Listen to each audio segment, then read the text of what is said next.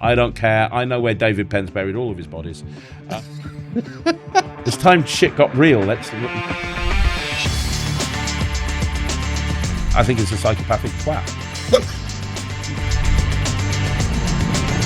That sponge penis is never coming out with me to a gig. You. You know, if it was easy, everybody would be doing it.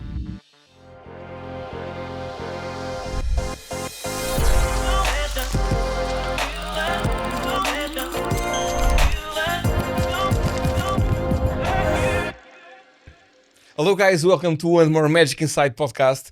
Today with us we have Craig Petty, a great, one of the best YouTubers on Magic, right? You have like almost 24,000 subscribers. Yes, I mean I suck compared to people like Chris Ramsey and those guys, but yeah, it's a very niche YouTube channel in that it's literally designed for magicians. So I'm not really doing tutorials. You know, like a lot of YouTubers will do tutorials like, hey, this is the greatest self-working trick of all time. And it's actually the 21 card trick.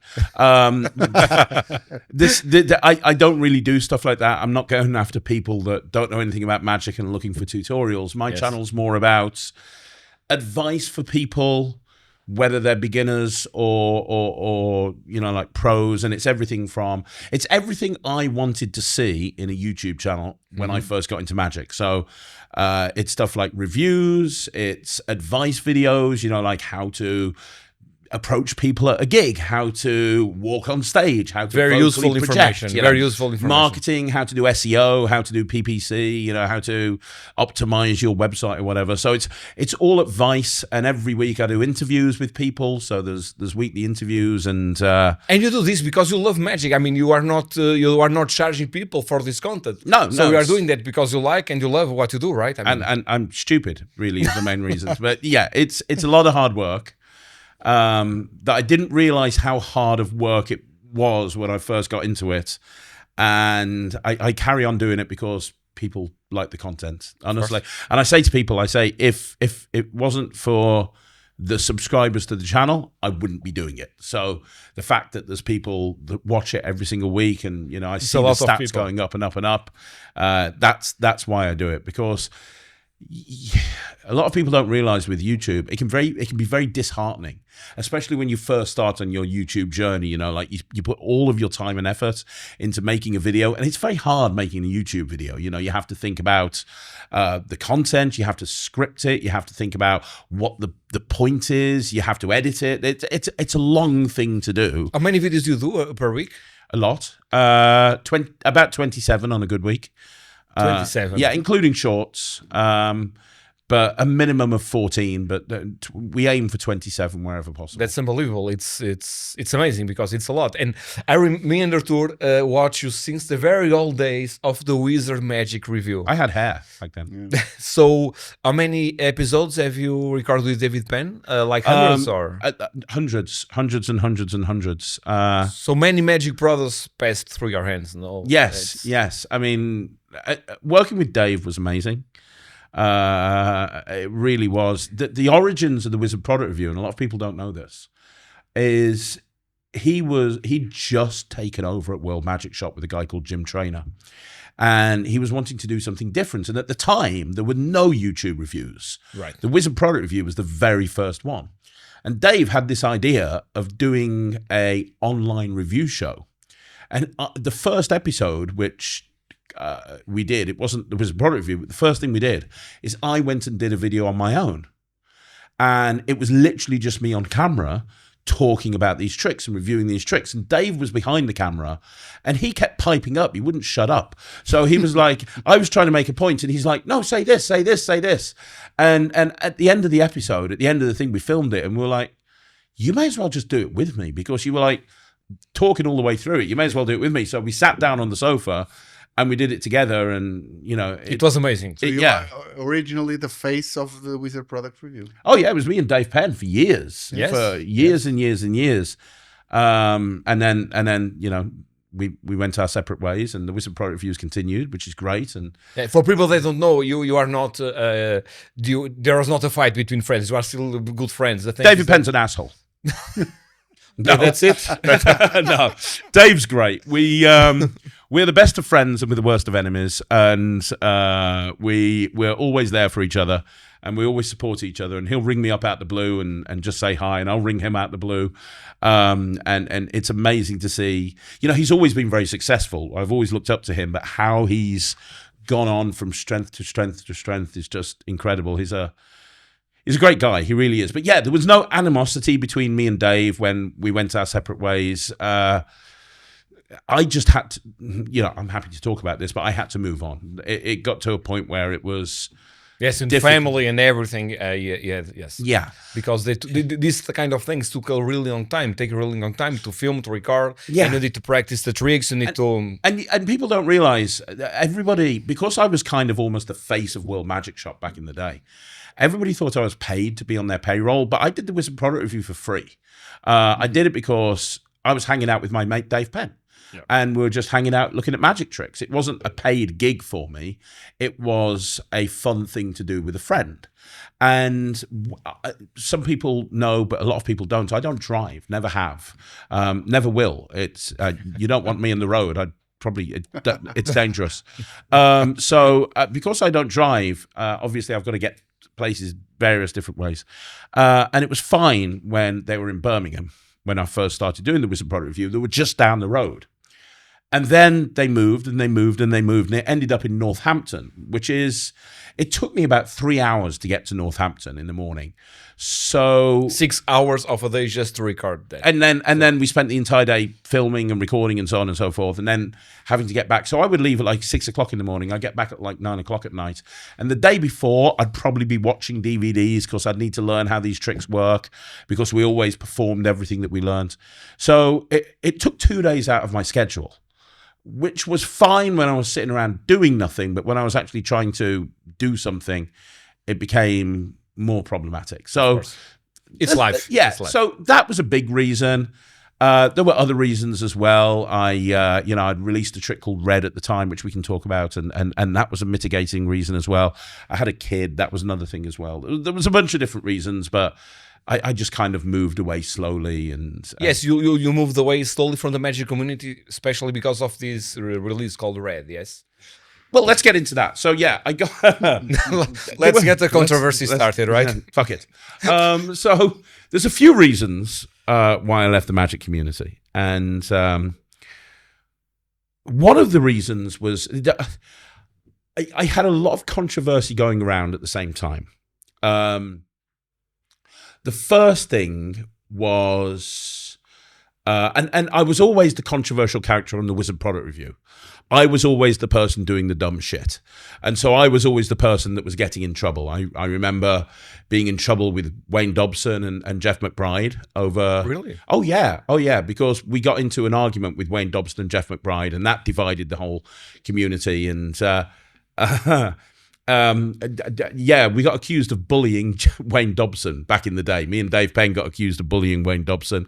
Well, me and Wayne are fine now. Like, I hang out with him and everything. And it's, but we didn't bully him, but it was, yeah. It was about a product, a trick, or it was over a trick that Jeff McBride bought out, and we said it was too similar to a Wayne Dobson trick. And was it? Not according to Wayne. So, okay. But I don't help myself sometimes. Back in the day, I was a little bit stupid, and I don't help myself. So I remember when this whole Wayne Dobson thing happened. How old were you at that time? Not as old as I am now. I don't know, about 25, 26, okay. Something like this, maybe even younger. And I said stupid stuff just to get a rise out of people. So I'll never forget when the whole Wayne Dobson thing happened. I went on the next episode of the Wizard Product Review, and I said, I apologized. I said, I'd like to apologize to Wayne Dobson and Jeff McBride. Everyone knows that Wayne doesn't stand for bullying or anything else, to be honest. And that now Wayne found that funny. We've spoken about it afterwards because that's Wayne's sense of humor. That's kind of the sort of thing that I would do. We did this. Me and Dave did this skit to do with Dan Harlan. If you remember, Dan Harlan ran out of hit with a cash register and his trousers dropped around his ankles, and we recreated that on the Wizard Product Review. So it was always controversial, and we were always trying to make it more controversial. And I was always the face of that controversy. So whenever anything blew up on the Wizard Product Review, it was always me that got the fallback on it, which was fine. But that was the thing. And at the same time, so when I decided to leave the community, 3 things happened at the same time. The first thing that happened is I got into trouble with the Magic Circle because I started doing these team building events. Where I would have people sign NDAs in corporates, and they would sign an NDA, and I would do a team building thing where I'd teach them simple illusions. And without knowing how it worked, the president of the Magic Circle at the time wasn't very happy about it and told me I had to come in and have a meeting at the Magic Circle. And I was like, I don't really want to do that.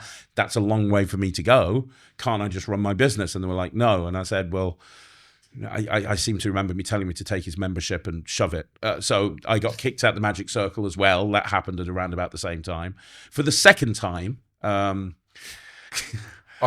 so there was that. So you are not a member right now. Oh no, I'm back now. You are back. Yes, Okay, I am back. I mean, if I do something out of line, I've been told the third time is it. I'm never going to be allowed back in again. So I'm trying to be good. So if you are a member of the Magic Circle, I'm actually a member of the associate in the Magic Circle. So you cannot. One of the only people that went straight into the inner Magic Circle as an associate. I bypassed all of the normal level and just went straight. Right. Yes, because I'm important. No, I'm just joking. Yeah, go on. I'm joking. But if you are a member, you need to follow certain rules. Yes. And one of the rules is don't expose magic. Yes. Don't expose.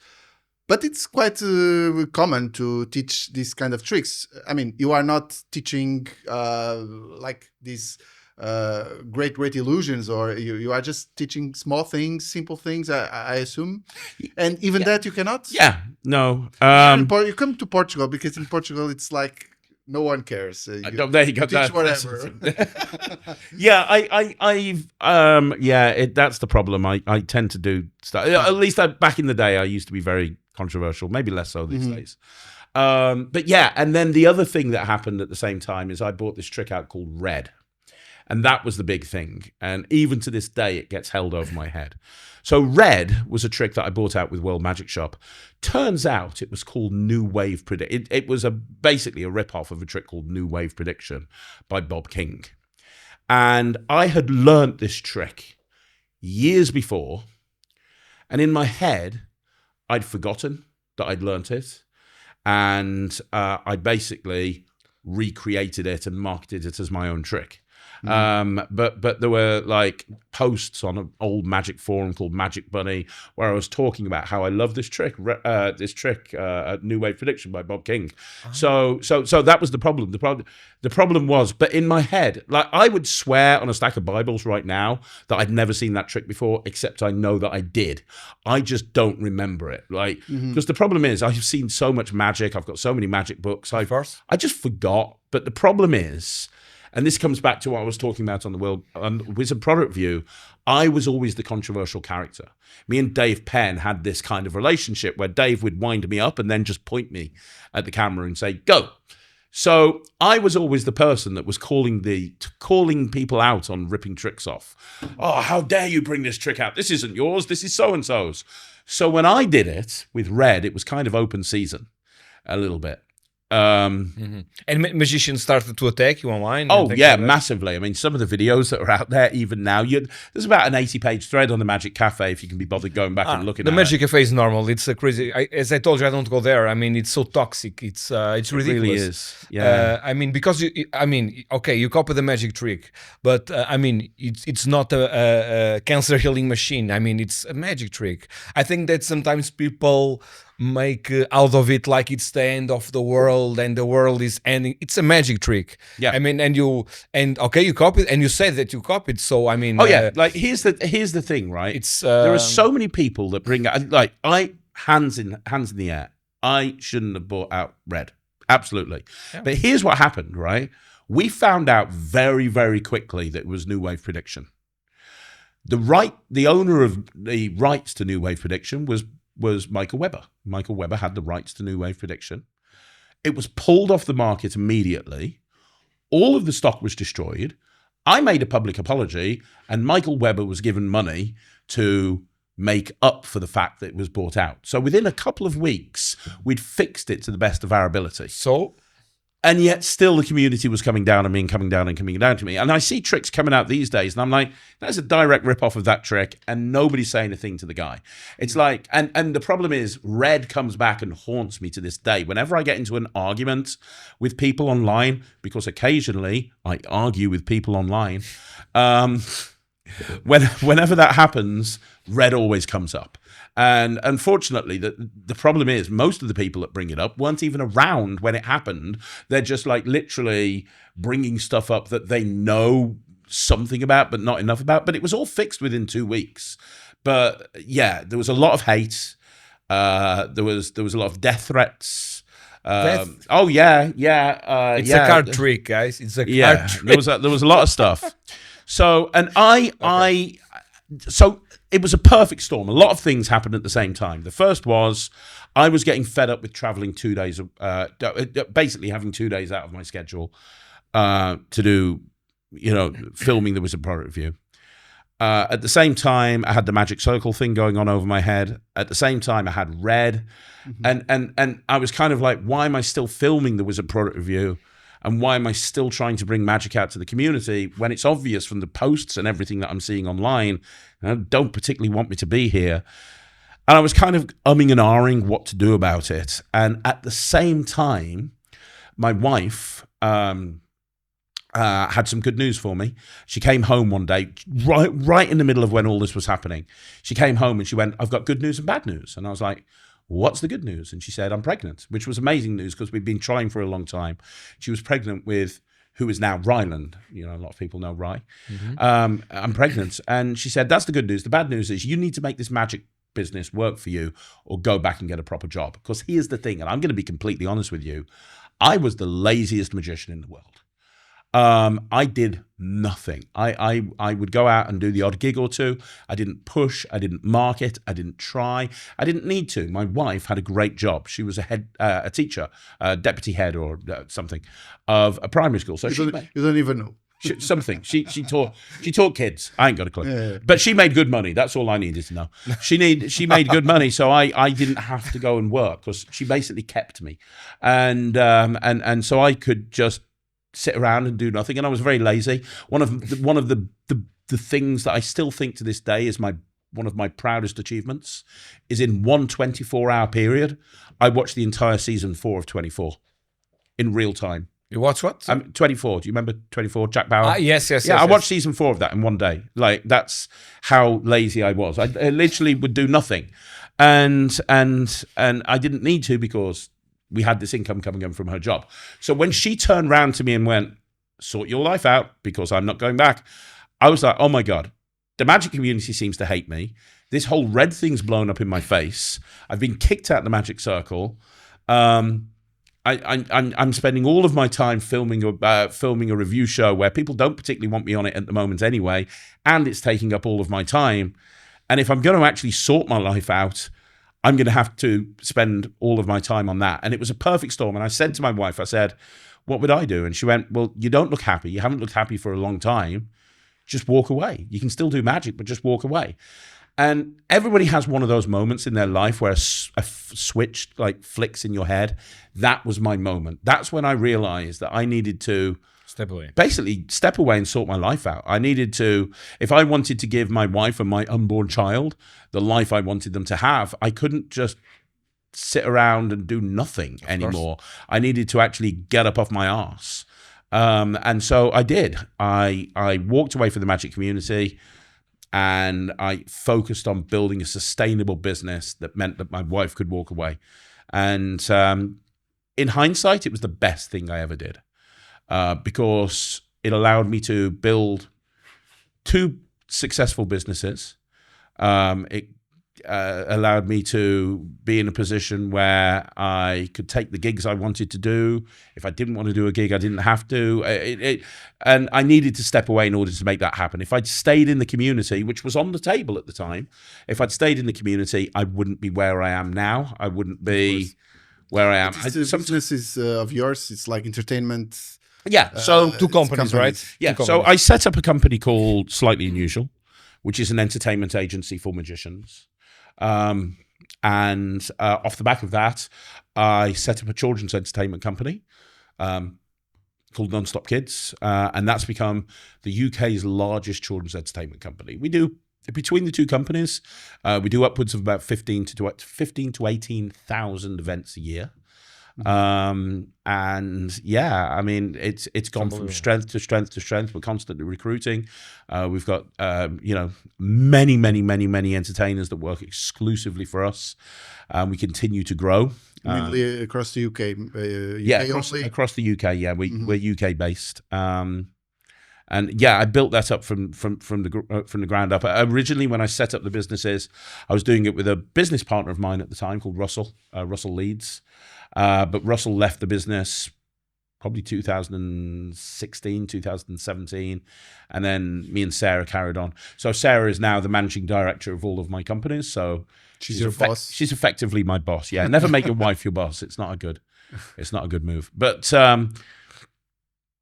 I wouldn't have been able to do that if I'd stayed in the magic community. And I didn't want to leave because I love magic. I love magic. That's never going to change. Even when I left the community, I loved magic. I will always love magic. It would have been, it's that old expression, isn't it? How do you make £1,000 as a magician? Well, start off with £2,000 and give yourself a month. It's if you want to make money, if you want to be a successful business owner, there's easier ways of doing it than magic. And it would have been easy for me to go into a completely different industry, but I love magic so much. I wanted to stay within the entertainment industry. And later you came back because you now have your own YouTube channel and all that. So you so how did that slowly you and many products as well, many products. And so that successful one, very successful. That was never the plan ever.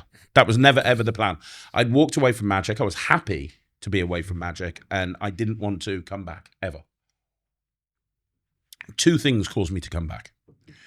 The first thing, because I didn't even go to Blackpool. I didn't do anything. I spent years just not going to Blackpool Magic Convention.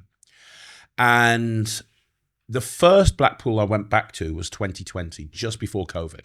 COVID hit in March. I went to Blackpool in February. The reason I went back to Blackpool and I kind of dipped my toe back into the industry was because my son Ryland was really getting into magic. And he was showing a huge interest in it. And I knew that it would lead to him wanting to go to conventions and wanting to be involved with the community more. And I didn't want him to go into a convention and be the kid of a dad who was disgraced and left the magic community because of all of the crap that had happened in the past. So I was like, if I go back, he's 7 now. He was 7 at the time, in 2020. I'm like, if I go back into magic a little bit and I dip my toe in and I show people that I've changed, because I'll be the first person to say I was a dick back in the day. If I show people I've changed, then perhaps when Ryland wants to actually go to conventions, he'll be, people won't, whatever. So that was the first reason I came back. But the main reason was because COVID hit. So, I mean, nobody saw that coming. And you talk about having 2 entertainment agencies, they took a hit. Like, we're still paying that COVID debt now. A lot of it. Like, COVID really, I mean, we pivoted, we did virtual parties, which was great. But a lot of magicians are self-employed. I'm not self-employed. I'm employed through my companies as the manager, the director, or whatever the case may be.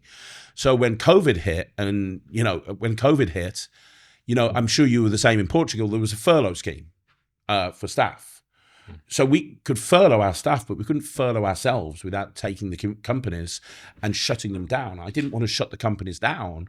So I had no choice but to not furlough myself. My wife couldn't furlough herself.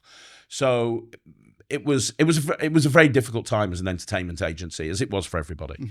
And I was stuck at home a lot with nothing to do. And so I said to I said to my son, I said, I used to do a review show with a guy called David Penn. Perhaps we should do that ourselves. And it was just something for me and Ryland to do. I was looking for stuff to do with my son because we were just sitting around the house bored. And so we did this review show, and I put it up on YouTube, and a few people watched it. And then we put another review show up, and another review show, and another review show. And I was like, oh, this is a lot of people are watching. Let's do this video. Let's do this video. Let's do this video. And it grew. Magic TV, which is kind of what it became known as. Originally, it was just on the Slightly Unusual channel. But Magic TV was born out of COVID, and everything that happened with it, at least initially, was COVID. And we got a captive audience because everybody was sitting at home, and we were doing lots of performances and lots of advice videos and so on and so forth. And it grew from there. And when the world opened up and we could go and perform again, I just carried on doing these YouTube videos, and I've just never stopped. And there's been times when I've thought, what am I doing? why am I doing this? But I enjoy doing it. I enjoy giving back. Like, I'm 50 next year. Oh dear Lord, I'm 50 next year. But you still perform like in gigs. Like I do a lot. It's just not YouTube only. It's like, oh no, I'm not just a YouTuber. No, I'm lucky that I get to pick and choose the gigs that I do. So I probably do about 6 or 7 gigs a week. That's a lot. Not as many as I used to. But it's over 350 shows a year. It sounds about right. Yeah, I do quite a lot. I do quite a lot of performing. But I said to my wife, I said, the day that I stop performing, the day I don't want to do this anymore is the day we shut the company down. Because the company is born from me loving magic. And if I'm not performing anymore because I can't be arsed with it, that's a problem. So yeah, I carry on performing. But the YouTube channel takes up a lot of time, as you can imagine, to do that many videos. Of course. But it's opened up a lot of doors. Like, I wouldn't be sitting here if it wasn't for that YouTube channel. I wouldn't be creating magic if it wasn't for that YouTube channel. So it's a lot of hard work, but I feel like I'm giving back. I don't know of any other channels that cover the stuff that I speak about. I speak about a lot. Like I said at the very beginning, there's a lot of YouTube channels that do reviews, and there's a lot of YouTube channels that do tutorials, and there's a lot of YouTube channels that do, this is how to do this slide, or this is how to do this slide. I like to focus on, how to create a magic trick, how to do this, how to do that, kind of stuff that I find interesting. That's what I like talking about. So. Yeah, it's hard work, but I love doing it. Yes, and the work shows it. So yeah. And as I say, you mentioned releasing lots of magic. That is, doing the YouTube channel is a big reason as to why I get to do that as well. Of course. You mentioned that your wife is now your boss. Yes. But effectively, your son Ryland is your employee. Because it works for your company. He does. Not your company, but he does magic shows. Well, I've joked that Ryland, I've been in this industry for 30 years, and I've basically, after 30 years, become my 12-year-old son's stagehand, gopher, personal compare, and bitch, basically. He gets a lot of opportunities to go and perform, and obviously he's 12, so as much as I'd like to send him on the train and say off you go, somebody has to go with him. So a lot of the time it's me. So I've gone from being the guy on stage to sitting in the back, and he does a lot of manipulation and stuff. He does a lot of stuff with remote controls, a lot of your stuff. So I'm literally sitting backstage with like 15 remote controls in front of me going, oh, dear Lord, I hope I don't press the wrong one at the wrong time. Like, which remote control have I got to press now? If I don't want the card fountain to go off instead of this thing to happen. So, but I love it. He performs a lot. He performs a lot. Yeah, a hell of a lot. Yeah. But you know what? Here's the thing. I said to Ryland, I said, there is no better thing. If you want to become a really good magician, the thing you need is flight time. that is what you need. The more you do something, the better you're going to get at it. That's for sure. Yeah. And so the advice I give him is go out and perform. Go out and do everything. Go out and say yes to everything. Go out and do a kid show. Go out and do a close-up gig. Go out and do a stage show. Go out and do everything. Go and perform everywhere you can. If somebody rings up, say yes. Now, my wife, who, if you remember, is an ex-teacher, she has a very different attitude towards Ryland at 12 going and performing all the time. Oh. She's like, it's fine for him to go out and perform, but he also needs his schooling. And his friends. And his friends and everything. So between me and my wife, we find a nice compromise. We've turned things down that have been offered to Ryland. But he does get a chance to perform an awful lot. And anybody who's ever seen me at a show with Ryland, they always laugh because I'm the one that's nervous, not him. I'm in the wings just thinking I'm the worst parent in the world. I'm putting my 11-year-old son on stage in front of hundreds of people. He doesn't get nervous because he compares everything to America's Got Talent. So when he was on America's Got Talent, he was in front of like 4,000 people, and he walked out on the stage and he killed it in front of 4,000 people. So like last week, he was doing a corporate to like 500 people, and I'm in the wings with him, and I'm like, "Are you nervous?" He's like, "Nope."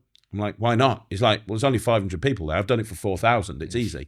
And that's kind of the way that he looks at things. He kind of looks at it as, well, it's kind of a small thing compared to where I've been in the past. So.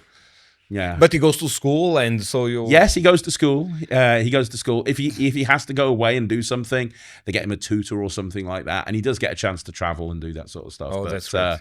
But yeah, he goes to school. And it's not just about magic. He's in the basketball team. He plays basketball. He's annoyingly good at chess. He beats me within 5 moves. He's one of those kids that I would have hated at school, in that he's good at everything, but he's got to want to do it. He's got to. If he's not interested in something, you won't get him to do it at all. And he's a typical creative in that everywhere's a total mess. If you saw his picture, he will ever lose interest in magic? I don't know. It depends what happens when he finds tits.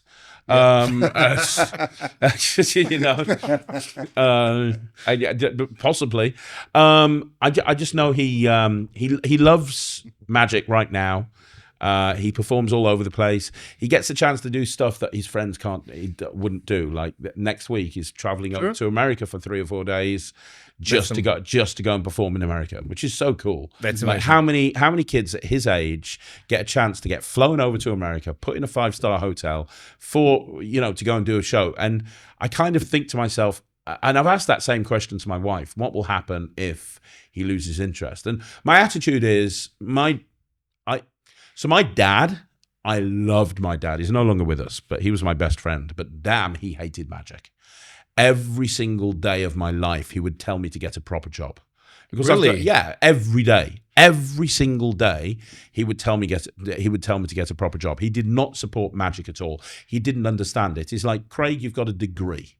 Why in God's name are you going out waving a silly magic wand in the air at a 5-year-old's birthday party when you could be going out and working for somebody else, and you could walk into any job with your qualifications and your skill set? Why is it and he would constantly tell me, get a proper job, get a proper job, get a proper job. I remember one Christmas going around my family's house, my mum and dad's house, and they literally held an intervention for me. It was that bad. And all of my family were there saying, "Look, you need to stop doing this magic thing." So I had no support at all.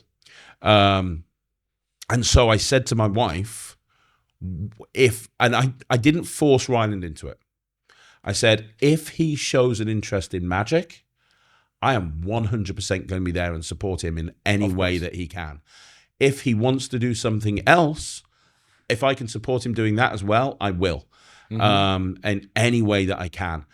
The most important thing for me is that I show my son that whatever he chooses to do, whatever he wants to do, as long as he's happy, I'm happy. I never got that experience. Of course. So if he walks away, great. As long as it's one thing that you wouldn't like at all for him to do, like politics, for example, or one thing that I wouldn't like him to do.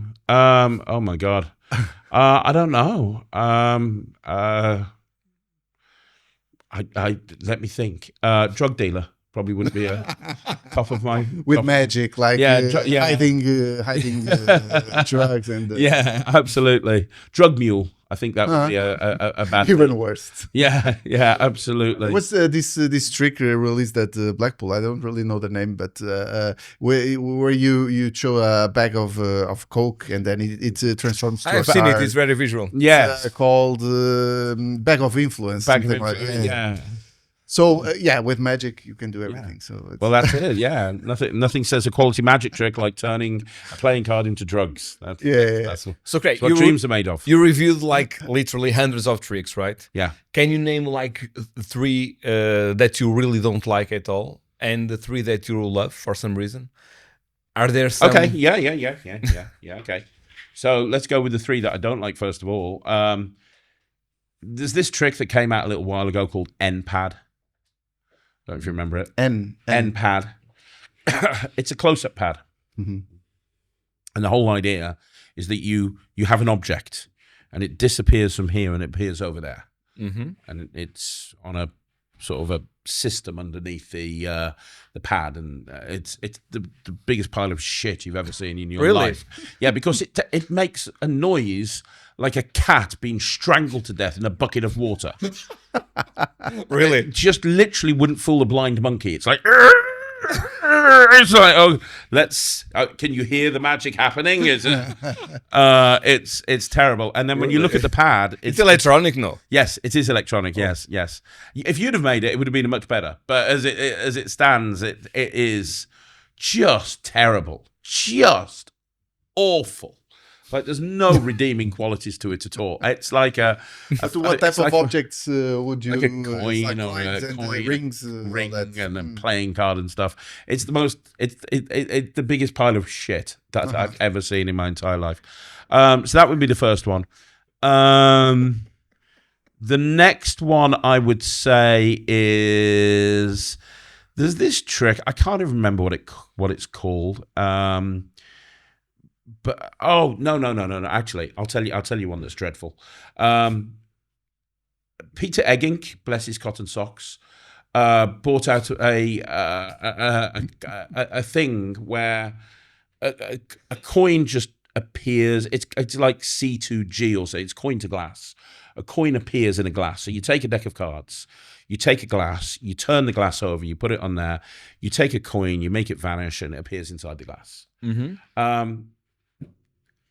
The problem is, and there's many problems, and I could spend half an hour dissecting what each one of them is, but one of the biggest problems is there's no reason for the glass to be put on a deck of cards. Well, there is, and this is the problem with a lot of magic, I think.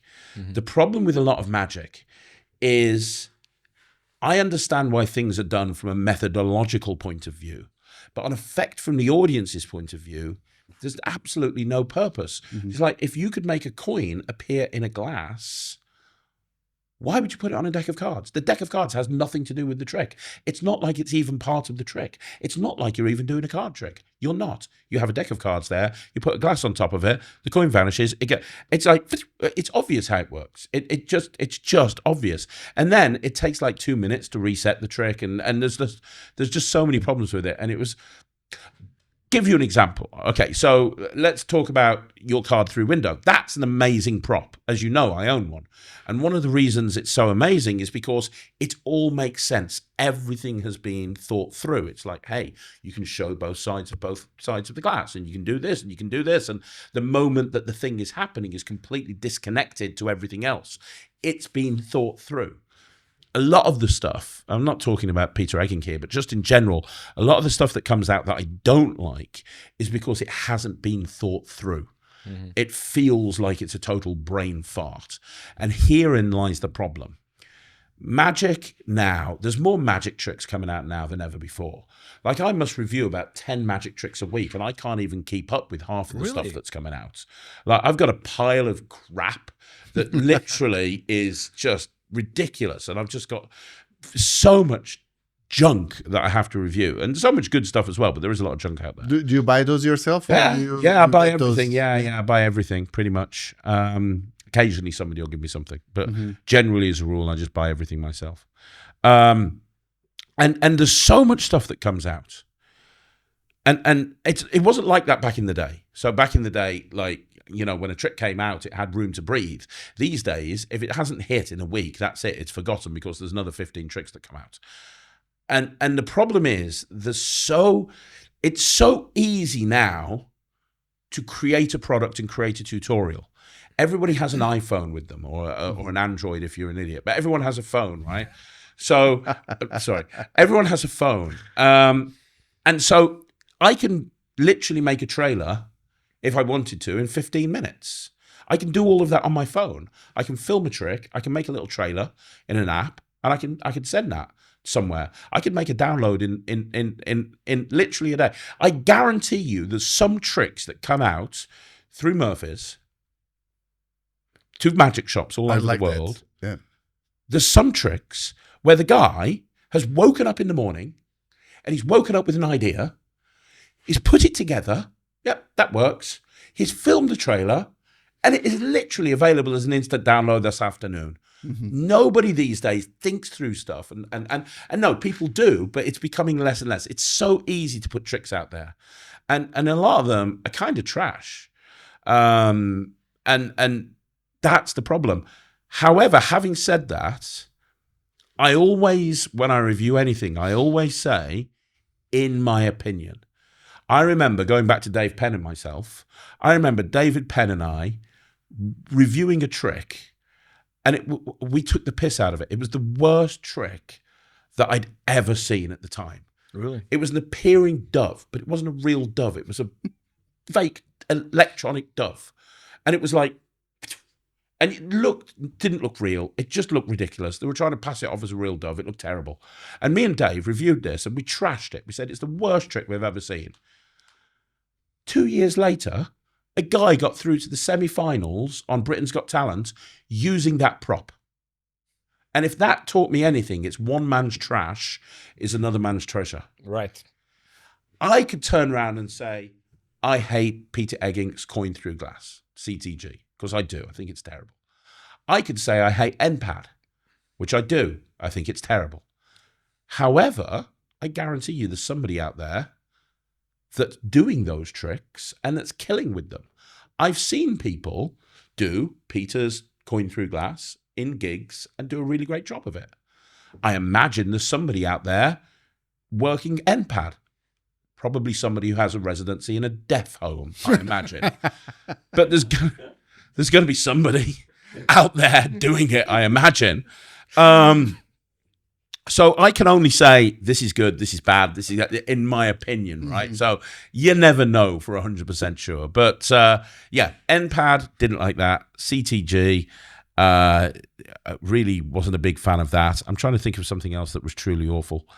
I think there's good tricks that come out, but they're marred with bad tutorials. So there's a company called N2G. Mm-hmm. They make beautiful coins. Some of the best coins I've ever made. Okay. Their tutorials look like they're filmed in a crack den. Like, they are the worst tutorials I've ever seen. And I look at it and I'm like, that's such a shame. But their trailers are good. Huh? Yeah, their trailers might be, but then you go and look at the tutorial. I remember seeing a trick that I spent £600 on from N2G, and it was a 3-minute tutorial.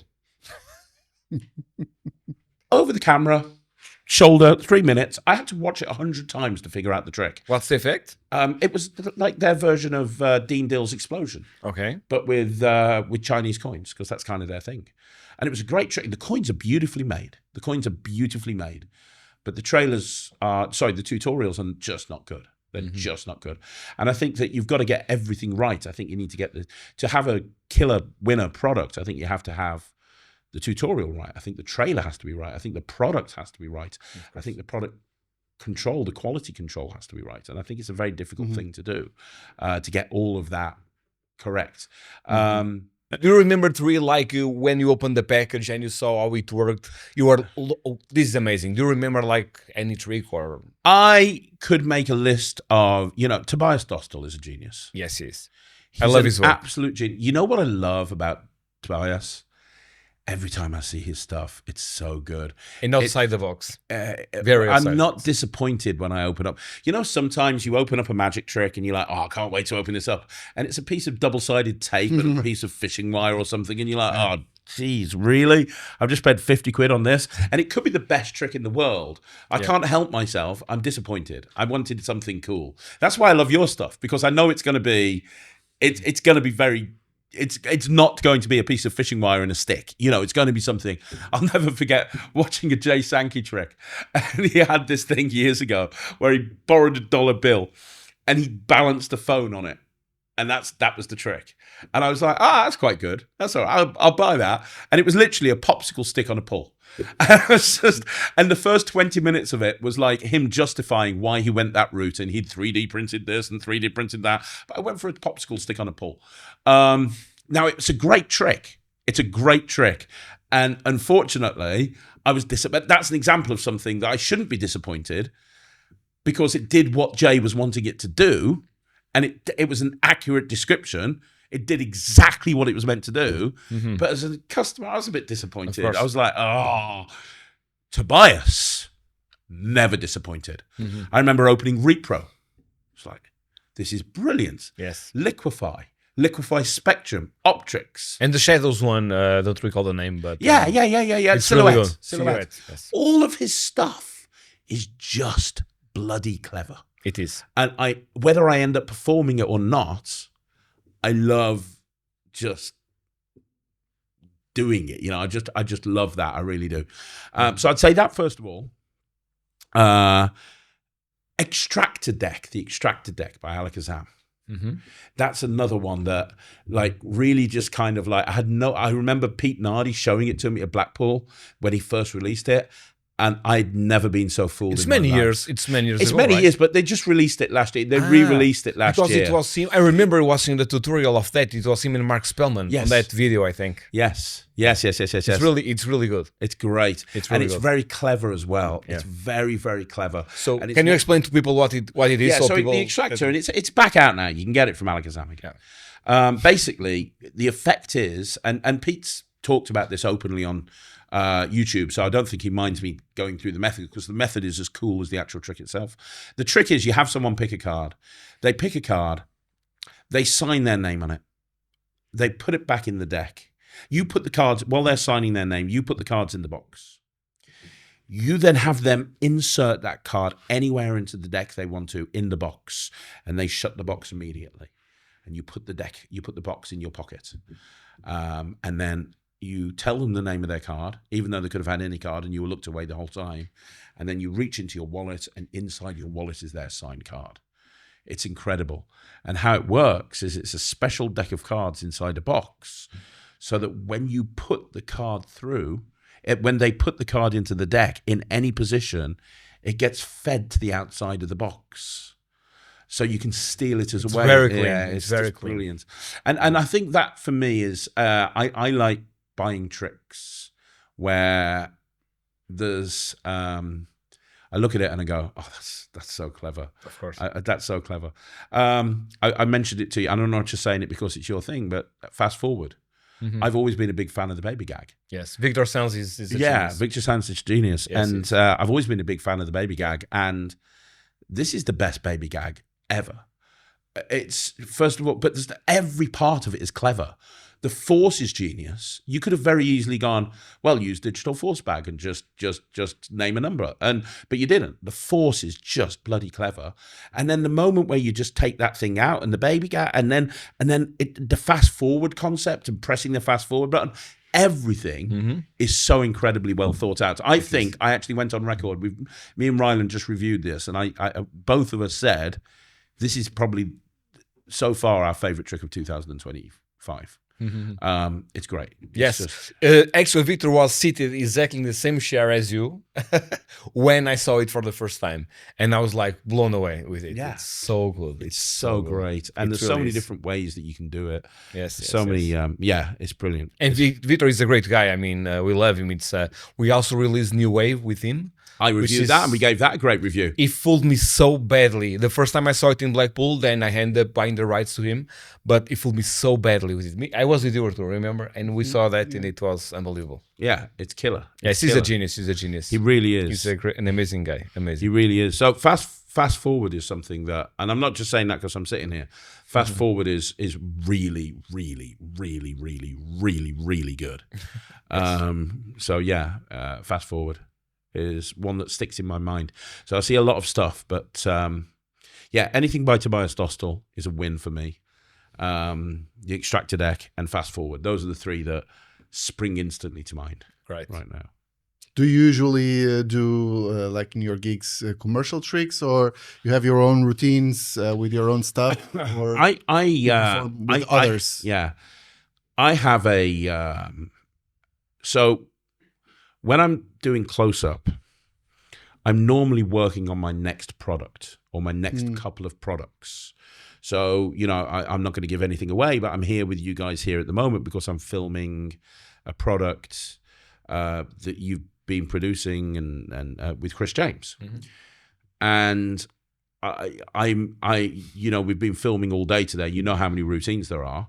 Yes. And hopefully you've seen that they're well thought out. The reason they're well thought out is because I've spent the last 6 months working them in gigs. So, and trying to refine them and getting the moment correct and getting, okay, this move needs to happen at this point. This move happens at this point. So I'm typically, my working set is typically what I'm going to be filming next. So after I've finished here, I'm going to Penguin. I'm filming a bunch of stuff. And everything that I've been doing over the last 2 or 3 months is the stuff that I'm filming at Penguin. So my set is normally made up of what I'm going to be filming next, which is frustrating for me because by the time these products come out, I've moved on to something else. Right. So when It's not new to you. yeah, but not only that, I haven't done it in a while because I have to focus on the next thing. So I have to kind of go, oh yeah, that's really good. I can't wait for people to see this. So I'm always kind of working on new stuff. I'm always working on new routines. I'm always working on new concepts, and I'm always kind of a year or so ahead of everyone else. I see. You had an amazing effect. I don't know if it's still in the market for some reason. It was with the salt shaker. I love that routine. What was it? Crystallize. Crystallized. Well, that's another controversial subject. What was the effect? Doesn't recall. Yeah, so it was salt going into a salt shaker. You take some salt and you turn it into real salt. I remember seeing it and I salt love ball. the concept. Yeah, and then it goes into the salt shaker. It ends up with the salt shaker being solid and the lid of the salt shaker being that's solid. the part I remember. I Yes. love that. That because it's so good. It was great. Now here's the problem. The problem was I had Prop Dog make the salt shakers for me. And I love Dave Bonsall, I love Prop Dog, but the solution they had to making the salt shakers solid was by pouring liquid resin in it. So it wasn't a solid glass salt shaker like I envisaged. It felt solid, but when you put your finger in, you realize that it's got something poured into it. Like a rubber thing. Or Yeah, and it looked a crystal silicone. clear, but it was like a silicone resin or something. And we had a quality control issue with some of them because some of them started getting bubbles. And is that an issue? Is it? It was an issue because it's meant to be a solid shaker. And Oh, I see. And Yeah. people see the bubbles and they realize it's... yeah, because how the trick works is you're switching the salt shaker very early on in the routine and they're not even aware of this. So if you put it down, they're not aware of it because it's see-through. They don't know it's now been switched to a solid salt shaker. But if they look over and they see bubbles, they put 2 and 2 together. So it became a bit of an issue. And yeah, I mean, a lot of them were fine. Some of them were defective, unfortunately. So I worked with Murphy's to be able to sort all that out. But here's a scoop for your podcast. TCC, who I work with, and they're great guys. They're producing it for me out of solid glass. So we're bringing out a crystallized 2.0 that's going to be, and TCC have, I mean, they're very good at that sort of thing. So they're making, this Great. So that it's coming back out later on this year. So Yeah. I'll buy one. Oh, thank you, mate. No, I loved it. The first time I saw, that's why I asked, because I wanted to buy one, and when I searched, it was not available, and that's why I remember asking you about it. So Yeah. Yeah. it's No, really good. it's very cool. Like, since I've come back into the Magic community, it's been great. I've had a chance to release a lot of Magic. I sometimes worry that I release too much Magic, but I can't stop creating. You know, I a lot of the stuff that I release is not mine. I just end up working on it for somebody and end up fronting. Like what I'm doing here. This is effectively, this trick is not my trick, but I feel like it's my trick because I spent so much time working on it. But it's Chris James's trick. Yes. And I do that with a lot of people. I've done it with Murphy's multiple times, Penguin, Alakazam, yourself, 1914. So I love creating Magic. I love the creative process. And I'm always working on multiple different things at the same time. I've always got I have, from a creativity point of view, I have a big, massive whiteboard in my home office. Not my office that I work from, but my home office.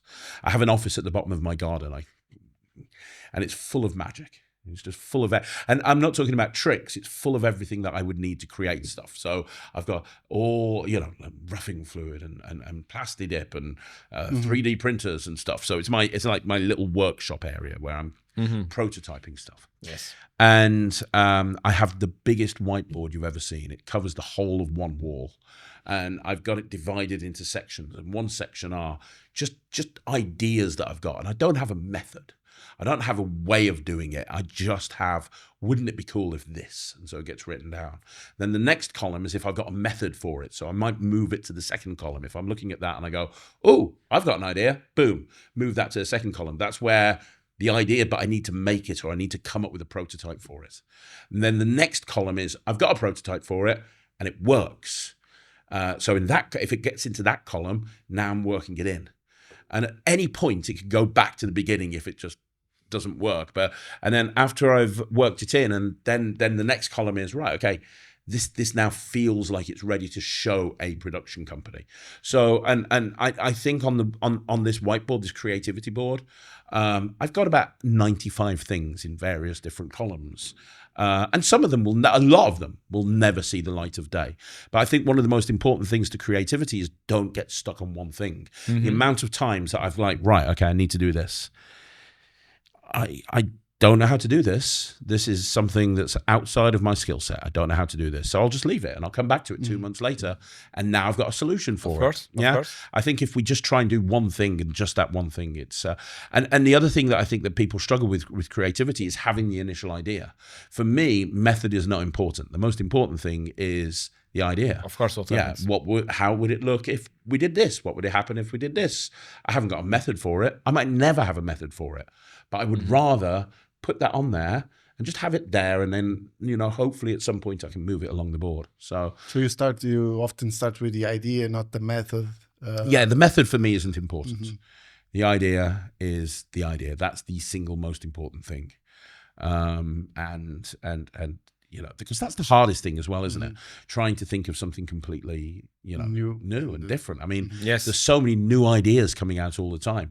And one thing that I like to try and do, and one of my favorite things, is to take existing tricks and say, well, okay, how can I do that but make it more organic? So, for example, chop is the perfect example. How can I take a chop cup? Because chop cups look like nothing on God's green earth. Right. It's a little silver goblet. It looks like something out of Indiana Jones. And what the hell are those little balls that are covered in like a sweater, a little cashmere sweater or something? What the hell is that meant to be? Has anybody ever seen any of those outside of a magic dealer room? It's like, what the fuck is that? Like, that's how the chop cup has always been. And I didn't have a method for it, but one day I was like, well, if I could do a chop cup, but with a normal cup, what would that look like? How would that look like? You look at something like Keymaster.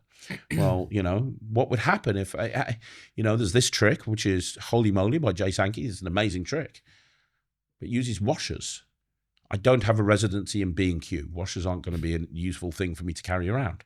I do carry a key. What would it look like if I did that with a key? How would that look? So I try to take existing stuff and say, what would it look like if I could make that look like a thing that people are aware of? Yes. Don't you have those Ankli catalogs? Remember Ankli? Yes, yes. Do you have those Bibles of catalogs or not? You don't Yeah. have them? Yes? Yeah. Well, Sometimes at home I like to see, because there are thousands of tricks in there. And when you read those descriptions, it's like you need to imagine the method. You don't, because nowadays they say it's not with this, probably nowadays they explain a little bit more. So when you buy, you know what you are buying. But 20 years ago, it was not like that. I mean, with Ankli. So do you read those catalogs or not really? It's not something that you one of usually my do. favorite things to do is, you probably don't remember this, nor would you, but in the UK, we had something called Abracadabra magazine, published by Good Lift Publications. And it ran from, I think, it was a weekly magazine, a weekly periodical. And the first magazine was in 1945. And the last one, I think they ceased publishing in 2010, 2012. So it went a very, very, very long time. And I had a widow of a magician contact me probably about 12 years ago saying, hey, my husband was a magician and, he's got these magazines and I'd really like to just get a shot at them. And I was like, would you like me to come and have a look at them and pay you for them? She went, I don't want anything for them. Just take them off my hands. There's 10 boxes of them. I was like, all right, okay. So I wanted to help her out. So I just took them. When I looked into what they were leather bound year by year with gold embossed years and everything of every single Abracadabra magazine, from the very first one in 1945 to the very last one, in pristine condition. I was like, this is the most amazing thing ever. This is the pride of my collection. And in my magic room, I have an entire bookshelf dedicated to these leather volumes. My favorite thing in the world is going down there, just picking the thing up, opening at random. Like, right, okay, let's see what magicians were talking about in 1949, shall we? Yeah. And looking at the adverts that were out in 1949 that are in there, and looking at the tricks, because they taught tricks, and looking at some of the tricks that are in there are way better than the stuff that's coming out now. And they were just put in a magazine for the 1940s. And they had this thing where they're sending letters into each other. And it was hilarious reading all these magazines, and every week another letter comes in. It's the equivalent of online bickering on Facebook, but in magazine. Right. People are arguing about magic and arguing about exactly the same thing in the 1950s as we do now. It just took a long time to argue back then because it was done over magazine. But my favorite thing in the whole world is just opening these and going, that advert there for that trick, how would you even think about doing that? That's amazing. And then you Google it, and this trick doesn't even exist online. It's not even a thing that anyone's talked about. It exists in this magazine from the 1940s in an advert. And I look at it and I go, wow, I wonder how would you do that? Yeah, I read some descriptions as well, and it's like Tanens and yeah. And I've got a trick coming out later this year, and it's based off one of those. And I reference it. I say, hey, I found an advert from the 1940s, and it was advertising this trick. Nobody seems to know who this trick is. I've checked everywhere. I don't know if this is the method because it was just an advert, but it inspired me to come up with this. That's right. And actually, Gundam Bloom, when he was here, he mentioned, I think it was Gundam Bloom. Yeah, it was. Back then, when people would buy magic through these catalogs, that they just had the description of the effects.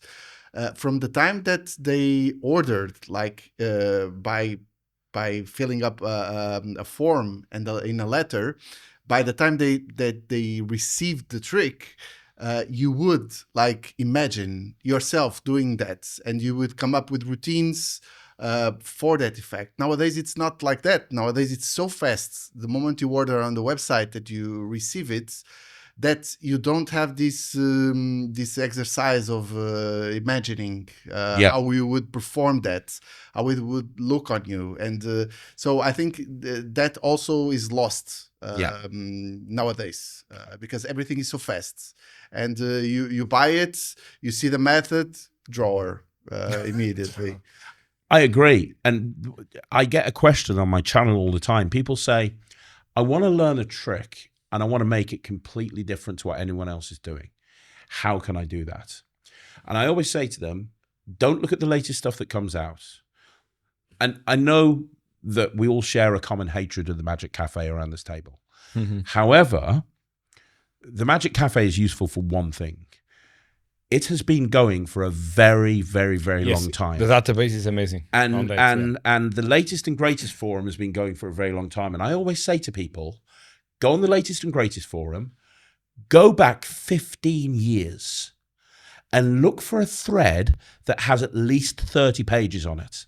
Because this is the trick that 15 years ago, everybody was raving about. And you're going to see exactly what people think about it because there's 30 pages. You can then probably find that somewhere. It might still be available and nobody ever looks for it because it's 15 years old. It might be available on eBay. It might be available in a second-hand place. But you're going to be able to find it. And this is the trick that people were raving about 15 years ago. You can take that and you can make that your own. And so for anybody who does go on the cafe, you know, the cafe has its toxicity, and I'm always a firm believer that it's a shithole. However, if you go and look at the posts from years gone by, you'll find some real gold if you want to put something completely unique in your act that nobody else is doing. That's a great idea. Yeah, it's something that I've always done. So again, one man's trash is another man's treasure. Exactly. Yeah. So you can get good things out of bad things as well. Exactly. So you just need to.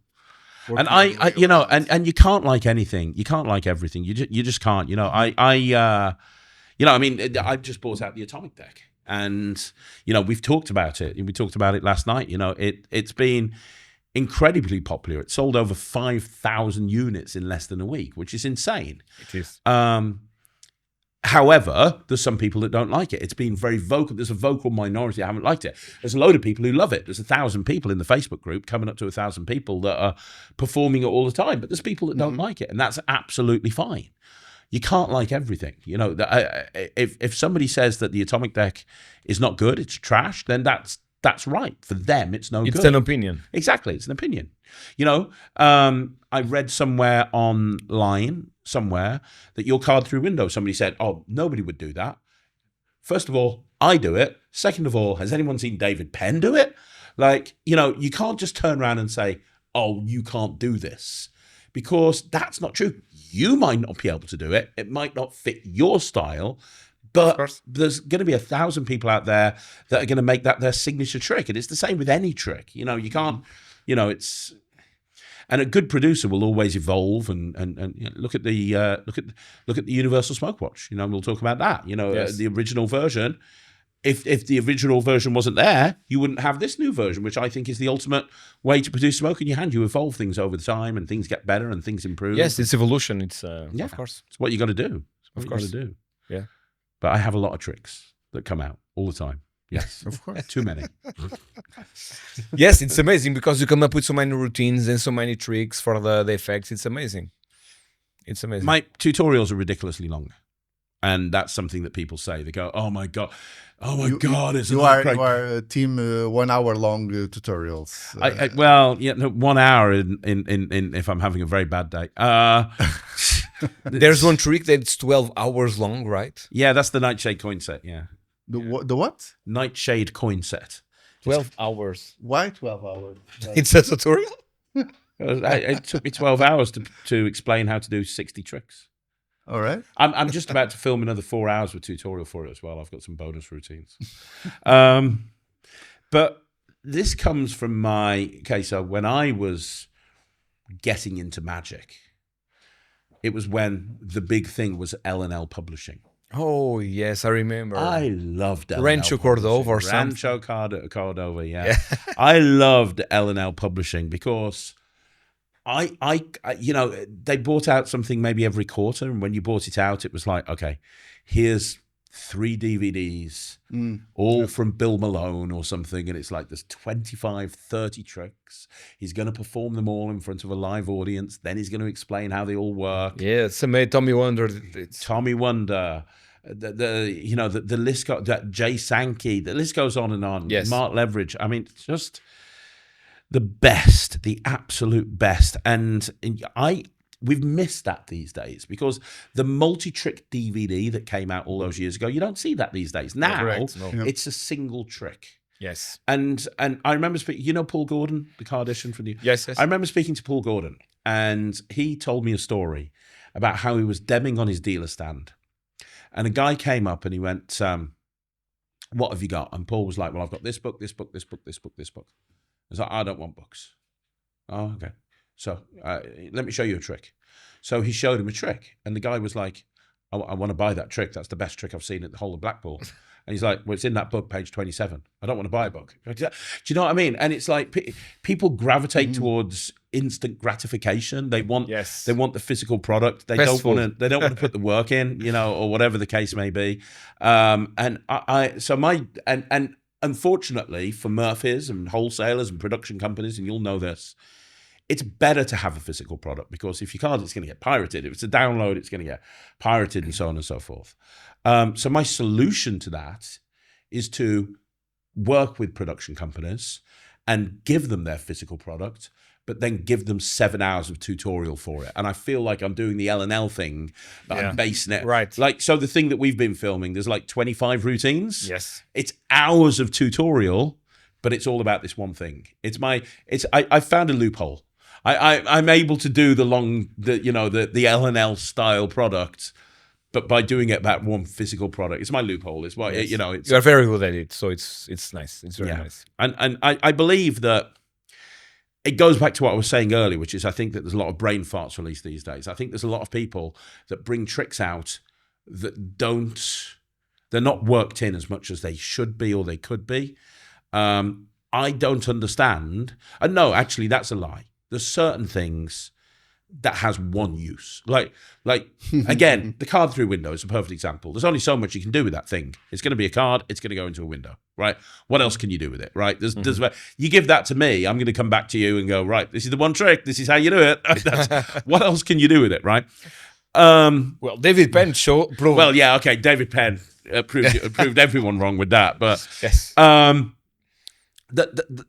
point is, you know, there's certain tricks that, you know, one thing, but most routines that come out, or most tricks that come out, if you'd spent 6 months working it in, you'd probably have a lot more routines that are actually there. Of course. And my big bugbear, the thing that really, if you want to know the one thing that really, really pisses me off, the one thing as a magic reviewer that really pisses me off is when there's no live performances on the product. Mm-hmm. I can't see a reason why that is the case. If you believe in the trick that you are producing, if you think this is a good trick and it's good enough to actually go out and perform and sell to people, why is there not a live performance on there? Because it's so easy. We could grab an iPhone right now. Mm-hmm. We could go out, stop a couple of people on the street. There's your live performance. Do you know what I mean? It's like, it's not a difficult thing to do. You know, this product that we're filming, I've said to you, I'm going to send you a load of live performances because I want people to see that I'm working this in the real world. I don't understand in this day and age where everybody has a high quality video camera literally in their pockets why you can't get live performances. And whenever I open up a product and the first thing I see is there's no live performances, I'm like, I have to question why not. I have to kind of go, why are there no live performances? Well, that doesn't make any sense to me. Why are we filming this in our basement? So, exactly, yeah. So that's a thing. But the thing is that I won't say great part of the tricks that I released, but big parts are released by people who are not workers. Which is, I mean, we do we do shows, so we use our products in our shows, so we know what we want as magicians, as a performer. But most people don't, so they just release tricks without knowing if it will work on the real life or Yeah, and That's a problem. That's a That's real the problem. problem, yeah. That's a real problem. And you know what? That's why I get hired by a lot of companies like Murphy's and Penguin. The amount of tricks that I've done for somebody like Penguin, and they've gone, we've got this trick. It's a great trick. But the person who's submitted it isn't really a performer.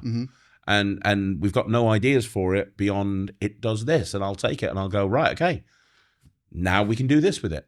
And then I'll film it. So if my advice to anybody who's not really a performer, like one of my best friends in the world is Lloyd Barnes. Lloyd's not really a performer. He'll openly tell you he's never done a paid gig in his life.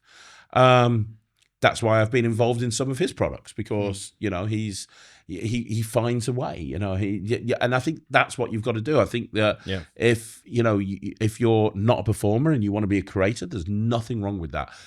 Chris James will openly tell you he's not a performer. He is a performer. He will go out and do his videos on social media are amazing. But he's not going to go out and do 15 gigs in a week, which is what you need to work a product in, which is why one of the reasons I'm sitting here, because he's got this incredible trick. And I'm just really glad that I can go, well, this product is amazing. This is everything that you can do with it. Right. Do you know what I mean? Yeah. That's right. At least that's my Fair opinion. enough. Let's see a trick. Yes, why not with a deck of cards? Are you prepared with something, or this is Really? quite impromptu? So we always like to see some magic from our guests. Do you? So Right. So can you help me? Would I'll that be your. you give me my glamorous assistant, Sure. like Debbie McGee, but without the spandex. Brilliant stuff. Do you want to give the cards a shuffle? Give them a mix up. Sure. Mix them up. There you go. Like a professional. Wow, look at that. Skills that pay the bills right there. Of course. Can I cut? No, that'll fuck the trick up. Of course you can cut. Yeah. I love that you were like, I'm going to give them like multiple riffle shuffles, but is a cut going to screw you up? Is this... Nah, if you were going to screw me up, I think you already have at this point. That's fine. I'm going to have you touch 4 cards. So as I go through from the deck that you shuffled, you're going to touch a card. I'm going to push it forward. We're going to do it again. And before I get to the end, I would like 5 cards touched. Okay? Right. So touch a card. That's number 1. That's great. And a second one. That one there. And a third one. You're very good at this. And a 4th. That one there. Oh, that one there. Oh, sneaky. And last one. Last one. Yeah. That one there. Now, would you like to change your mind, or are you happy with those? Because we can switch. Or are you okay? I'm okay. You're okay. Yeah. Brilliant. Okay. So a pack of cards that you shuffled. We ended up with 5 cards. We're now going to change the order. You're going to say to me, deal or split. If you say deal, I'm going to deal the card on the table. If you say split, I'll change the positions of the cards like this.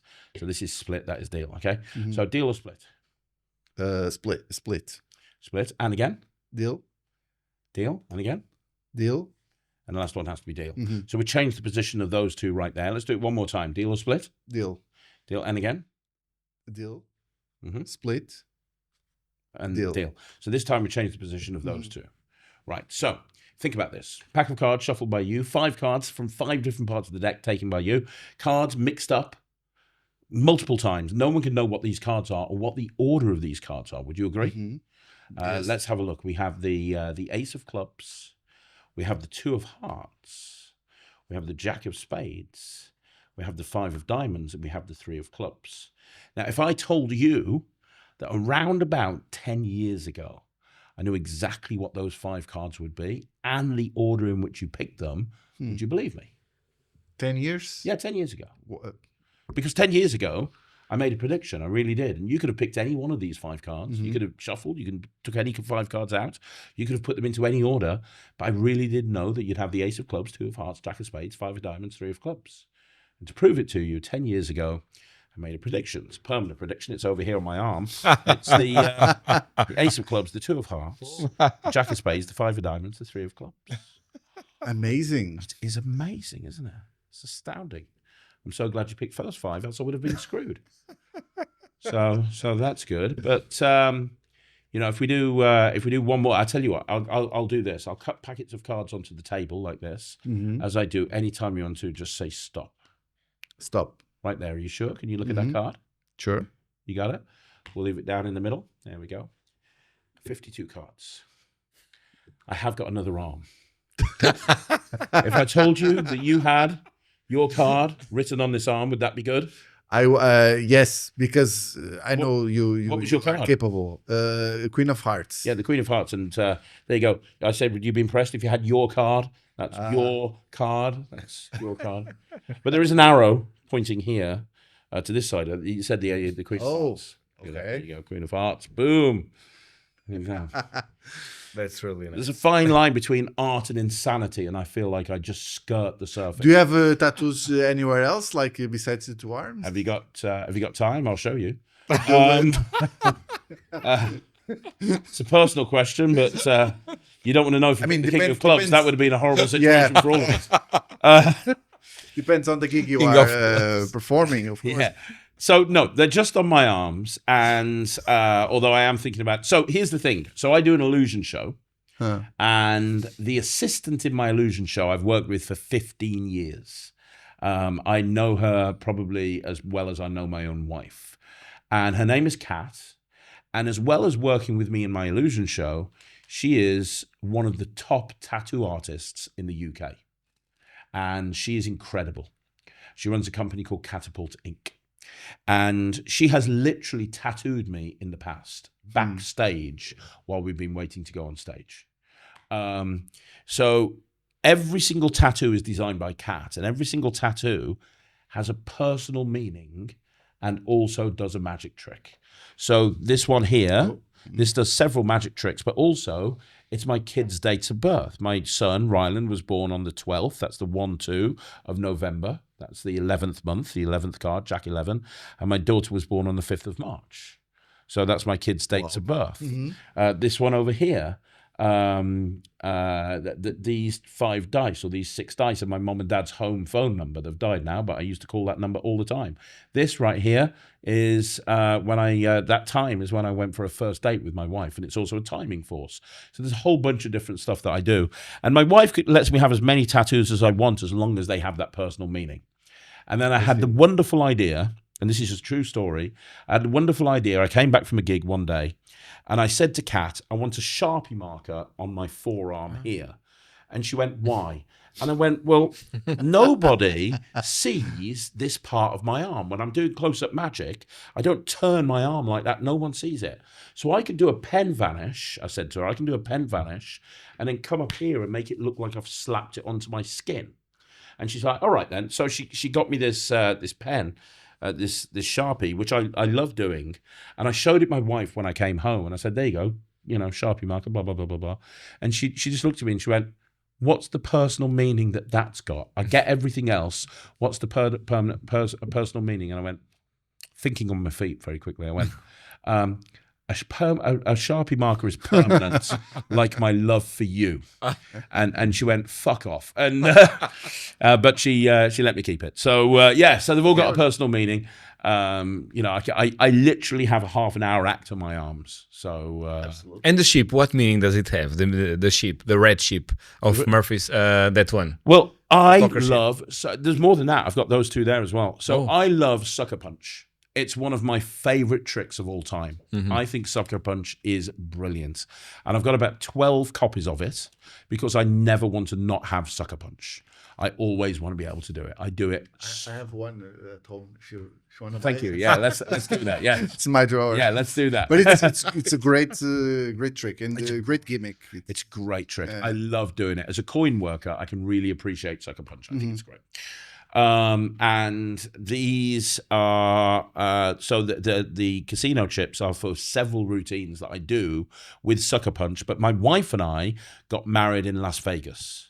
It's not as seedy as it sounds. It was planned. We didn't get married by Elvis Presley in a drive-through or anything. It was kind of planned. But because of that, that's how these tie in as a personal meaning. We got married in Las Vegas. These are Vegas poker chips. That's the tiger from the Bellagio. That's the time we got married there on that clock. So it's all ties together. Of course. You are a romantic.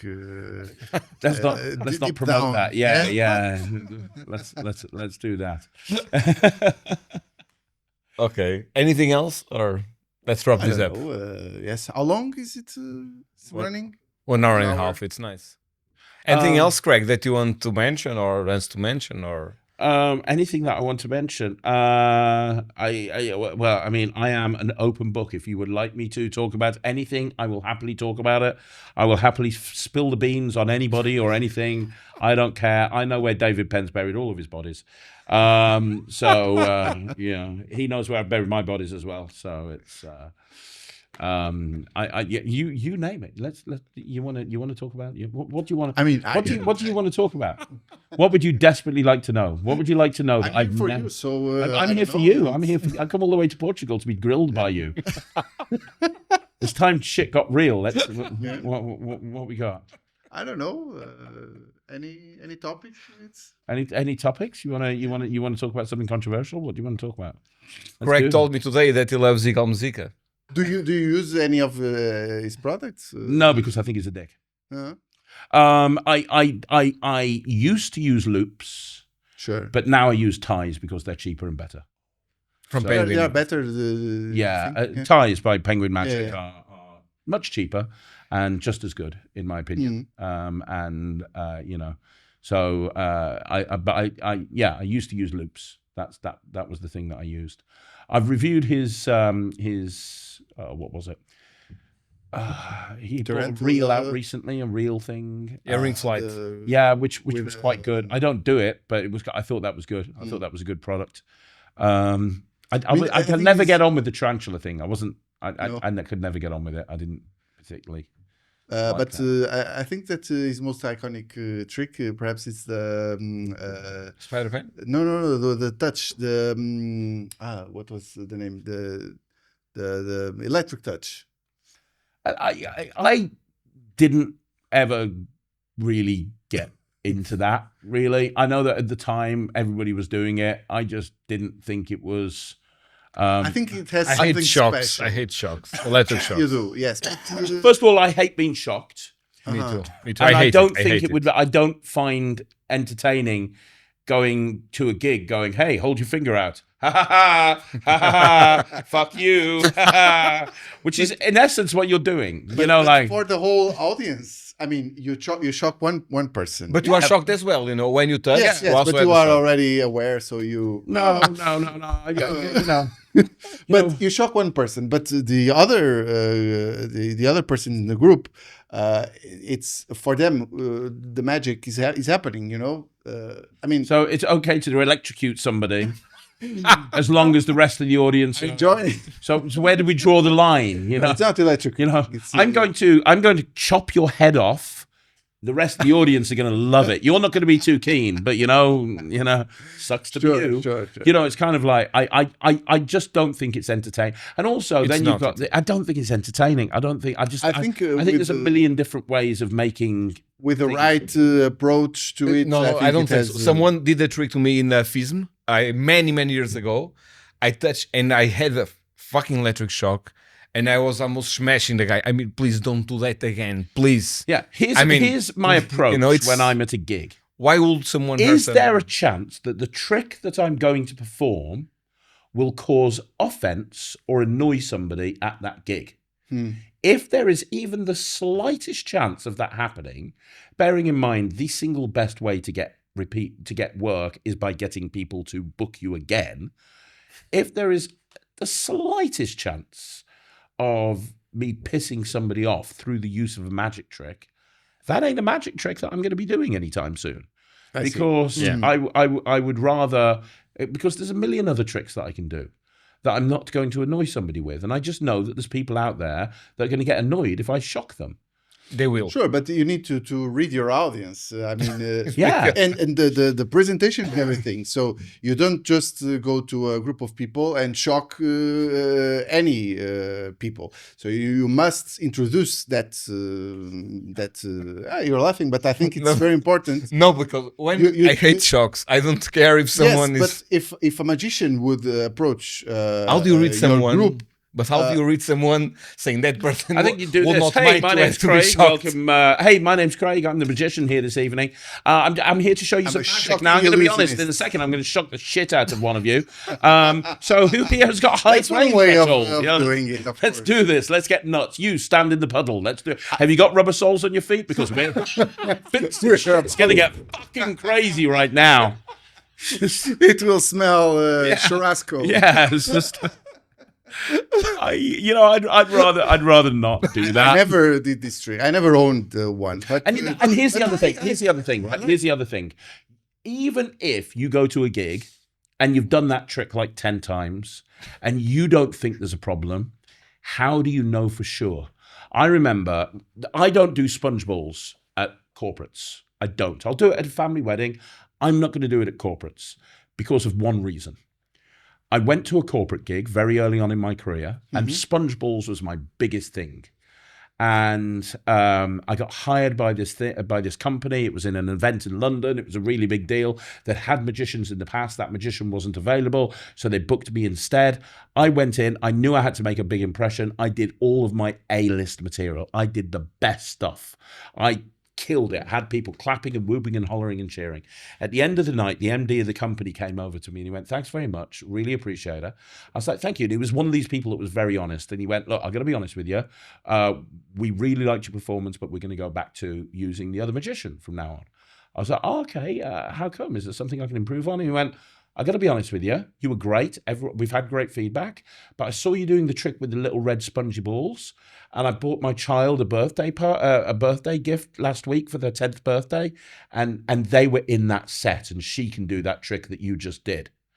And I think if I'm paying for a professional, you shouldn't be doing tricks out of a magic set that I bought my daughter a week ago." Now, the only reason that he said that to me is because I went up and asked him for feedback as to why he wasn't going to book me again. And he was one of these people that was very honest and very like, one of those, "I'll say it how it is, guys." Most people wouldn't do that. They wouldn't get into a situation like that. They'd just go, "Yeah, thanks very much." And you're just never going to hear from them again. You never know what a client is thinking. If an event planner has planned an event and you've gone and done your little shocky trick to 25 people, and one person says to somebody who says, "Oh, I didn't really like that. I wasn't expecting it. It wasn't nice. I didn't enjoy it." That event planner, whose job is to make sure that everyone has a fantastic time, if they hear that, it's very easy for them to never use you again and go and book somebody else, in which case you've lost a potential future client that you could have forever. So when I say, why risk it, I mean it. If there is a potential chance that a trick could, even one case scenario, piss somebody off, and to be clear, if somebody did that to me, I'd be fucking furious and I would be saying something. If one person, you have a point. You have a point in there. One person takes offense to that trick. It's why you say reading the audience. I totally get that. And would I do it like, okay, Murphy's have just brought out the sponge dong. The fucking sponge penis. I would never do. That's not on the magic set. No, I would never do sponge penis. However, I've been booked for hen parties in the past where they're all drunk women that are going to a strip club later on. I would use the sponge penis in that situation because I know that it would just kill. I know it would. However, for 99% of my work, that sponge penis is never coming out with me to a gig.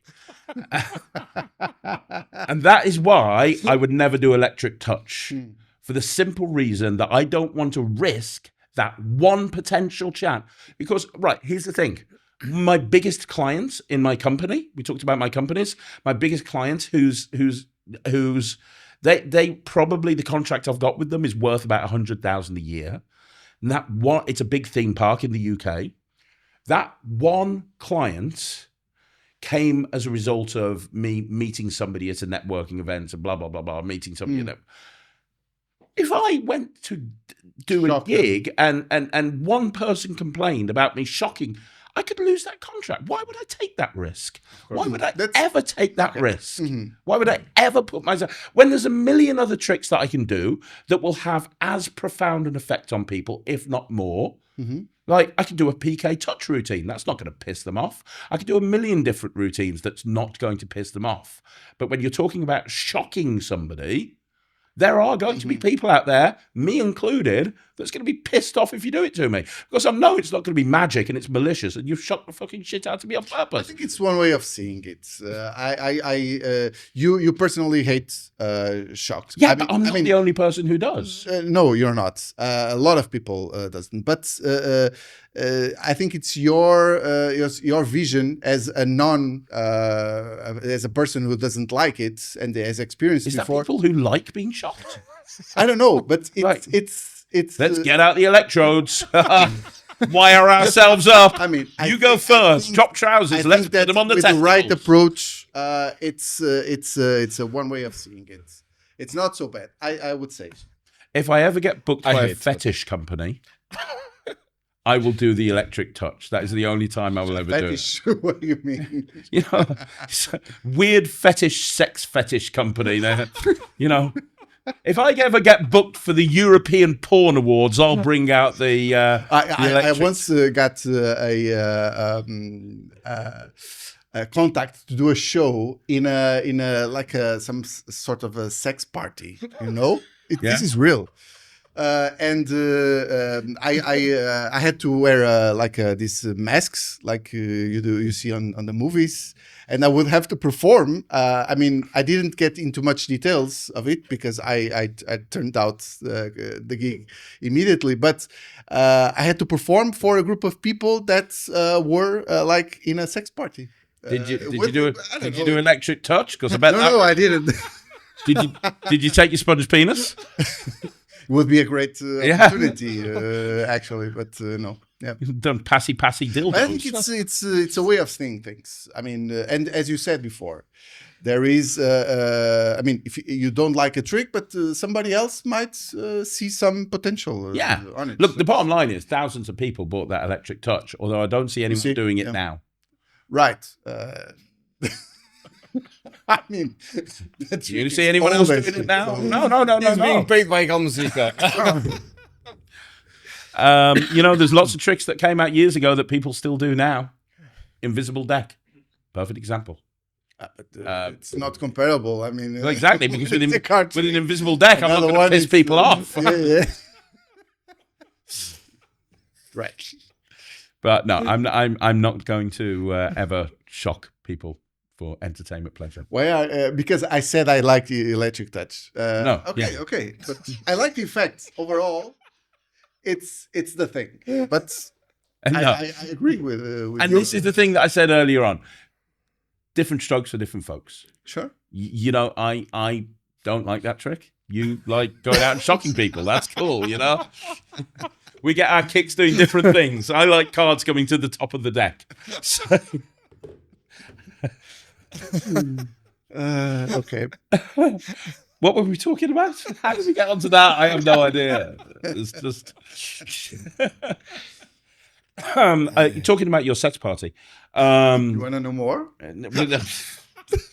Do it. One of the weirdest things that ever happened to me is I got booked to perform for a celebrity. I can't say who the celebrity is. I literally signed an NDA.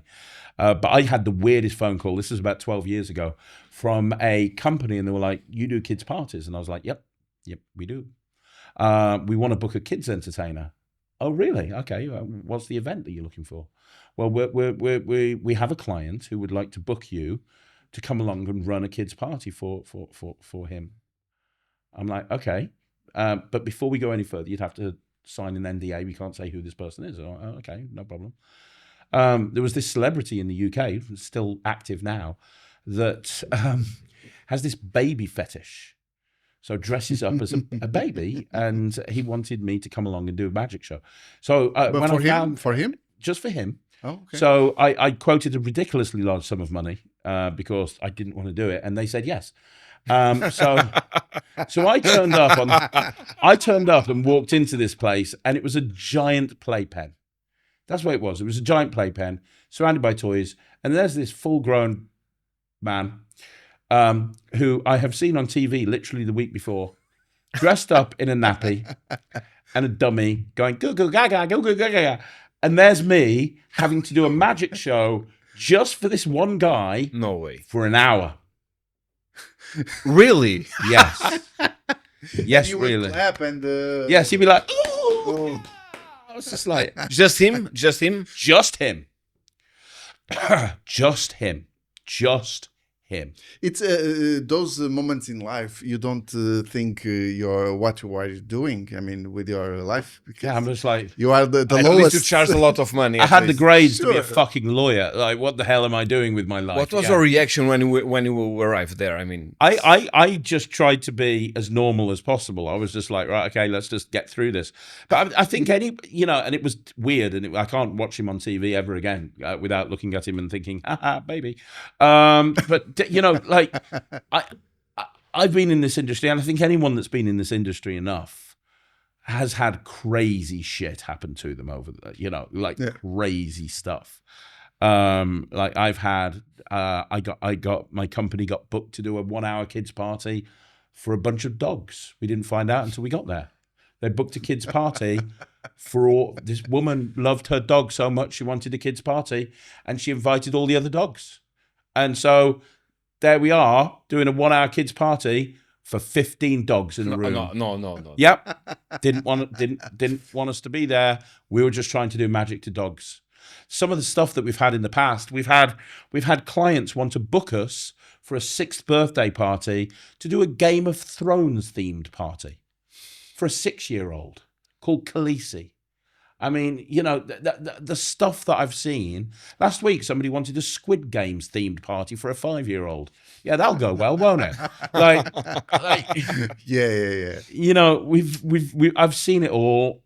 Nothing, unfortunately, surprises me these days.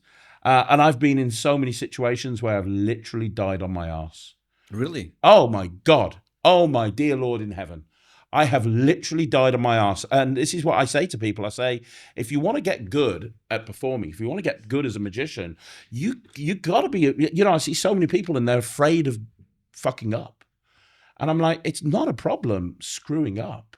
Just need as to long as you walk away. If you fail, that's fine, but you got to fail forwards. Learn from that mistake and get better. Like, I'll tell you one quick story if you want. I always wanted to be a stage magician. I was a kids entertainer and I was a close-up magician, but I dreamt of being a stage magician.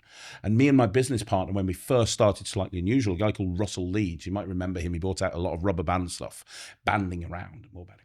Me and Russell were business partners. We set up Slightly Unusual together. Somehow, and I have no idea how, we got a phone call from a comedy club. And they were like, oh, we got this event on, and we're thinking a comedy magician would be really good to close the first half and close the second half. Would you come along and be that comedy magician? And we were like, yeah, we'll go and do that, thinking, well, this is our big break to get stage work. The only problem is we weren't funny and weren't very good at magic. Other than that, it would have been great. And I did what I always used to do back in the day, which is I didn't prepare for it. So 3 days beforehand, we were trying to figure out tricks that would work in a comedy club. And we'd never done a stage show before. And we'd bought, does anybody remember the Fabrice clipboard, the very first Fabrice clipboard? Do you remember that? Like, Fabrice, yes. Yes, Like the psychic Psychic clipboard. Yes. We bought one of those on a whim. We were like, well, if we're going to do a stage show, that'd be a good thing to do. Yes. Right. So we turned up to this comedy club and everybody was so funny. And we were watching the first half from the wings and everybody was hilarious. And we just knew we were going to die in our arse. And we just knew we would. And I went out and the trick that we'd worked out to do to close our first half spot was a lottery prediction. And we thought, it'd be really good to do a lottery prediction. So we'd use this Fabrice clipboard. And what we did is we had we had this. So I was on stage and Russ was in the wings, and we had this Febreze clipboard, and I had a guy up on stage, and I was like, write down any 6 numbers. He was sitting backstage with a flat change bag and loads of little balls with numbers on them. And the idea was he would look in the monitor, look at what the balls were, blah, blah, blah, blah, put them in the bag. And the problem with it was somehow, and I think it was something I did, but the clipboard didn't work. So the guy wrote down the numbers and then ripped a piece of paper off and folded it up, and he held it up in the air like I told him to. And everyone hated it at this point anyway. And I was like, right, okay. So Russ, can you bring out the balls? Thinking he's seen the numbers now, he's going to put the balls in. Russ, can you bring out the balls? And he was like, no. I'm like, why not? And he's like, I can't find them. I'm like, how can you not find them? They're going to be there. I'm like, why can't you find them? It's like, and this is happening live on a stage. I'm having an argument with the guy in the wings about whether he can find his balls or not. I'm like, I can't find them. Have you looked everywhere? And Russ is like, yeah. And I'm thinking, what am I supposed to say? So I was like, could they be in the car? And he went, I doubt it. And I look at the wings and Russell's like, which I interpreted as, this trick's not fucking worked. So I was like, what am I going to do? What am I going to do? What am I going to do? This whole trick relies on him knowing the ball. So I thought the only way I can make it work is by trying to get him to write them down again. So I took the piece of paper off him and I was like, right, okay, so you can't see through this piece of paper, can you? And as I shook it, I opened it up and I was like, oh, I've seen the numbers. You're going to have to write them down again. Honestly, the groan I got from the audience. So now I had to get him to write the numbers down. I knew it worked because the second time he wrote the numbers down, I heard Russ on his mic from backstage go, yes, which I interpreted as, this is going to work. So then he walks out with the bag. But the guy got bored at this point and he went 1, 2, 3, 4, 5, 6. And we got booed off. Literally, we had food thrown at us. It was wonderful. And we were supposed to close the second half. And the guy turned around to us and going, you know, you're good. You're just good. But we couldn't leave. So I had to sit in the audience and watch the second half. And I'll never forget who they had close the second half instead of us. It was a guy called DJ K Weezy. And his thing was he was a rapper and he would get subjects from the audience and rap about those subjects. He spent 22 minutes rapping about how shit we were. Yeah. So it was the lowest in your... No, I've been way lower than that. We went home and in Russell's car and we never spoke. And I was like, this is it. But you know what? And I felt terrible for days. But then I was like, well, it can't get any worse than that. Turned out it could. But I was like, can't get any worse than that. And I just carried on. I was too dumb to quit. And, you know, I ended up I'm shit at everything. I have to really try hard. If I have to learn a new move, it takes me forever. Ryland can do it in seconds. I'm just not very good at picking anything up. But I just keep going and I just keep going until I actually get good at it. And that's what I think sometimes people don't do. They're too quick to quit, you know. And I think, you know, the best advice I was given was a person called Claire McTerran, a business coach. And she turned around to me and she said, you know, if it was easy, everybody would be doing it. Right. It's not easy. Not everyone can do it. You want to be a professional magician. You want to be at the top of the mountain. You want to do what nobody else has. You've got to be prepared to do what other people can't do or won't do.